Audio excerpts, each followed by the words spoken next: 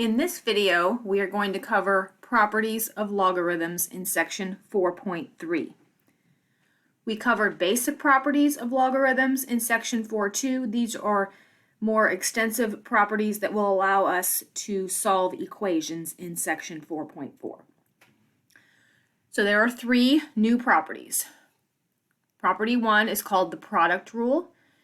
It says that log base b of the product m times n is equal to the log base b of m plus the log base b of n. So in other words, to expand a logarithm that is a log of a product, we expand into the sum of the separate logarithms. So multiplication on the inside expands to addition. Property 2, log base b of m divided by n is equal to the log base b of m minus the log base b of n. This is called the quotient rule. It tells us that the logarithm of a quotient, so division on the inside, splits up into the difference of the separate logarithms, or subtraction. Property 3 says log base b of m to the power p is equal to p times the log base b of m. This is called the power rule. In other words, log base b of some expression raised to a power, you can bring the power down in front and multiply it in front of the entire logarithm and get p times the log base b of m. So this allows us to move an exponent out of the exponent, which will be helpful in solving equations eventually. So in this section, we are just going to practice using these three properties both forwards and backwards. So using them to expand, and then also if we're given something that looks like the right side of these equations, we'll use them to condense. So these first few examples are examples of expanding a logarithm. So A says, or first of all, the directions say, use the properties to expand and then simplify. So part A says log base 9 of 9 divided by x.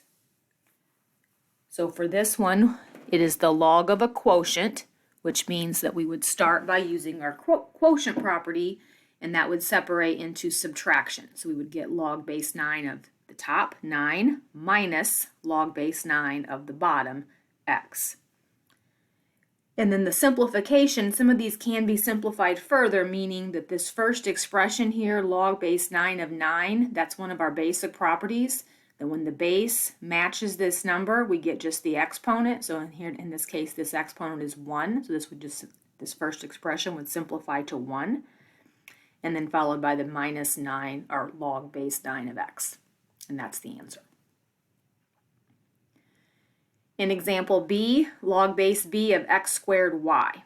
So here we see an exponent attached to x, but we're also multiplying that by the y variable. So we're going to use two of our properties. The first one we're going to do is the product property, because we're going to split the product into the sum. We can't use the power property quite yet because this power is inside here, it's not outside. So our first step is to separate to addition. So log base b of x squared plus log base b of y. Now, since this single logarithm has an exponent, we can apply our power property and bring the 2 down in the front. So this would become 2 times log base b of x, followed by plus log base b of y.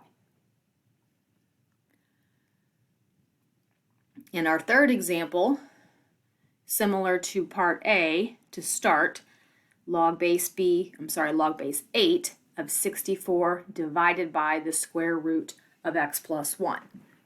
So we would start with our quotient rule and split to subtraction.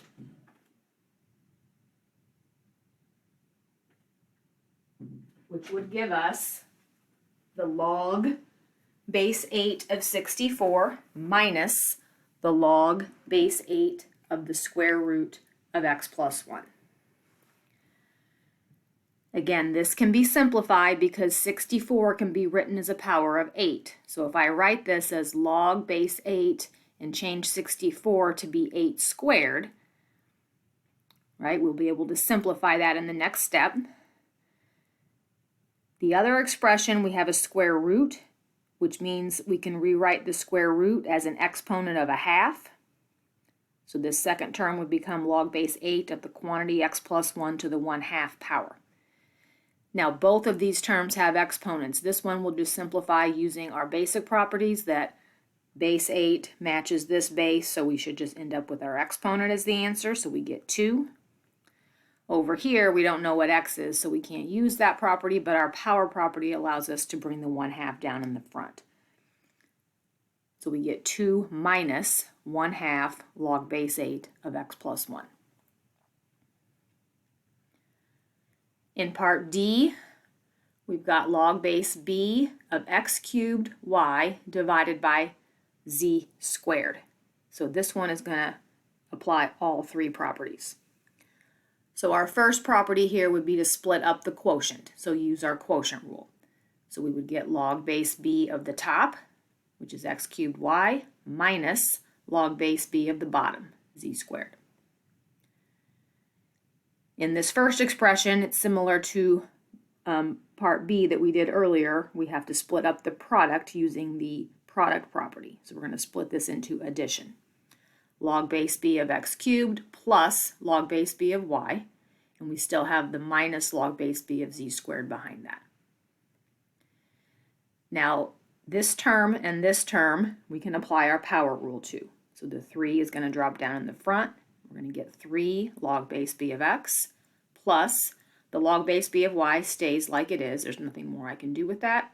Minus, and then on this last term, the 2 will come down to the front and give me 2 log base b of z. And then our last example, we have the natural log of the square root of ex. So notice the square root is over the entire expression ex. So I will start by rewriting that as an exponent. So we would get the natural log of the entire expression ex to the power of half. And in this case, since the power is attached to the entire expression and not just one of the terms, we're going to start with our power rule and bring that 1/2 down in the front. So our first step will be to write this as 1/2 the natural log of ex. Now I'm going to take the ex because that's a product, and I'm going to apply the product property. So I leave the 1/2 in the front. The product property says this would be natural log of e plus the natural log of x. Make sure that's in parentheses or brackets because the 1/2 will have to apply to all of it. Natural log of e, remember this is a log base e. That's the definition of natural log. So since the base is e and this is e, this natural log of e simplifies to just 1. Everything else stayed like it was. And then finally I can distribute the 1/2. So 1/2 times 1 is 1/2 plus 1/2 natural log of x. We should also be able to use these properties to condense or work backwards. So these next few examples are going to show us how to do that. So here we have the directions say use the properties to condense and then simplify if possible. Log of 250 plus the log of 4. Notice these are common logs. The word log without a base written is implied base 10, so we have to keep that in mind. However, our first step, we have a sum, and if we're condensing, we're bringing it together as one logarithm, and we're going to bring it together and multiply on the inside. So this becomes the log of 250 times 4 is 1,000. And then I can rewrite 1,000 as 10 to the third, and that's helpful because if this is log base 10, and this expression can be written as a power of 10, then I can simplify, right? The base matches the base, so my answer should be the exponent, which is 3. In part B, we've got 1/3 natural log of x plus the natural log of y. So here we're trying to condense. We see a sum, so that's going to tell us we're going to eventually need our product property, But before we can use that, any coefficients that are sitting in front of our logarithms have to be moved up to be exponents by using our power rule. So we're going to do our power rule first. So this 1/3 coefficient is going to move up and become the exponent on the x here with that using that power rule in reverse. So the first term would become natural log of x to the 1/3 plus the natural log of y. Now I can apply my product property and merge these together using the multiplication. So the logarithm of, remember that x to the 1/3, the 1/3 power is the same as the cubed root. So I'm going to rewrite it like that as the cubed root of x and multiply that by the y when I bring together with the product property. Part C, we see we have 2 times the natural log of x plus 9 minus 4 times the natural log of x. So we're subtracting, which is going to tell us eventually we'll need our quotient property, but we also have coefficients sitting in the front. So just like on the last example, we have to deal with those coefficients first. So the 2 is going to move up and become the exponent on the x plus 9. So this first term will become natural log of x plus 9 squared. And then the 4 is going to do the same and move up to the exponent on the x. So the second term will become minus and then natural log of x to the 4th. Now we can apply our quotient property because we're subtracting the separate logs, so we can merge them into a single logarithm of the quotient. So the natural log of x plus 9 squared divided by x to the 4th.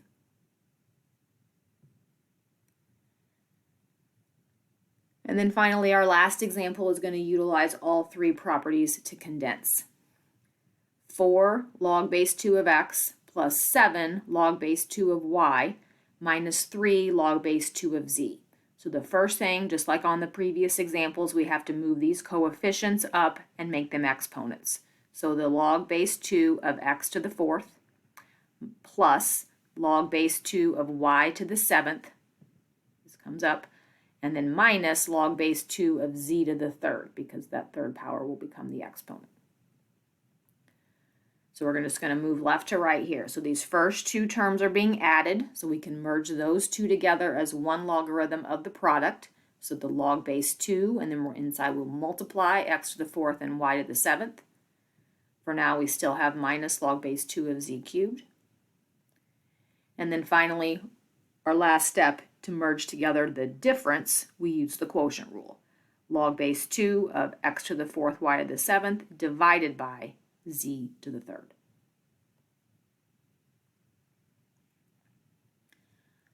The last thing in this section is using your calculator to evaluate logarithms. So there's 2 ways to do this depending on the capabilities of your calculator. If your calculator only has the log base 10, the common log key, and the natural log key, you'll have to utilize change of base formula to evaluate logarithms of other bases. And the change of base formula is this. Log base b of m can be evaluated by taking the common log, meaning log base 10 of m, and dividing it by, again, the common log of the b. Or you could do the same thing and you could choose to use natural log instead. So you could say to evaluate log base b of m, we could take the natural log of m and divide by the natural log of b. Essentially, you can change the base to any base you want. We typically would want to change it to a log base 10 or a log base e because those we have keys on the calculator to do that. All right, if you have the TI-84, okay, or the Inspire, I believe, but this does not, there's no template for this on the 83, okay? On the TI-84 calculator, you can press the math key, which is right under the green alpha button on the left side of your keyboard. Scroll down to the command A, which says log base with an open parenthesis. And then once you get to that command, press enter. And then when you do that, you'll get this template to pop up on your screen that gives you a box to type the base and then another box to type the argument.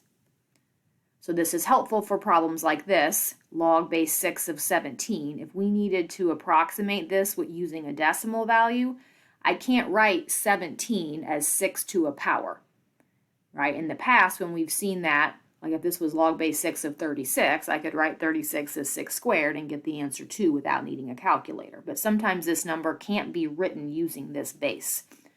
So this is where our change of base formula comes in. Log of 17 divided by the log of 6, or you could say natural log of 17 divided by the natural log of 6, utilizing change of base formulas. Or if you can pull this template up on the TI-84, you can just type the 6 in this box and type the 17 in this box. So any of those three things, if you enter that into your calculator, this is the decimal that you should get. So when you're asked to evaluate or approximate a logarithm using a decimal, everyone should be able to do that if you have at least a scientific calculator. And that is the end of section 4.3.